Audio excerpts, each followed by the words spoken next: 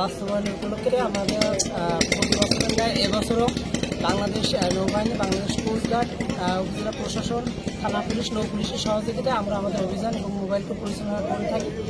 সাধারণত তারই ধারাবাহিকতায় আমাদের বাংলাদেশ নৌবাহিনী আমাদের বঙ্গোপসাগরের এরিয়া থেকে অবৈধভাবে প্রবেশকারী বাংলাদেশ দেশে ভারতীয় একটি ফিশিং ট্রলার আমাদের বাংলাদেশ নৌবাহিনী আটক করছেন এবং এই ফিশিং ট্রলারে 14 জন ভারতীয় জেলে আছে, তাদেরকে থানায় হ্যান্ডওভার করা হবে, পরবর্তীতে জেল হাজতে প্রেরণ করা হবে এবং এই বোটে যে সকল মালামাল রয়েছে সেগুলো তথ্য তালিকায় এসিজার লিস্টের মাধ্যমে সাধারণত এরা বোটে উপস্থাপন করা হবে এবং আপনাদের একটু অবগতি করে রাখছি। সাধারণত যে মাছগুলো আছে 15 ক্যারেটের মতো মাছ, এই মাছগুলো আসলে আমি একটু পূর্বেই আসলে জুডিশিয়াল ম্যাজিস্ট্রেট ওনার সাথে কথা বললাম।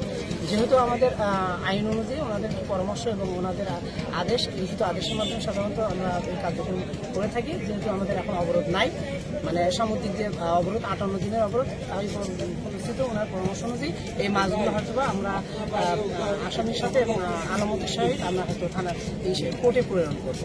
পরবর্তীতে কোর্ট যে আমাদের নির্দেশনা দেবে সেই অনুযায়ী আমরা মাছের যে ব্যবস্থাপনা সেগুলো আমরা মাছের পরিমাণ আমাদের আশা করছি এখানে 15 ক্যারেট মাছ 450 বা 500 কেজি মাছ।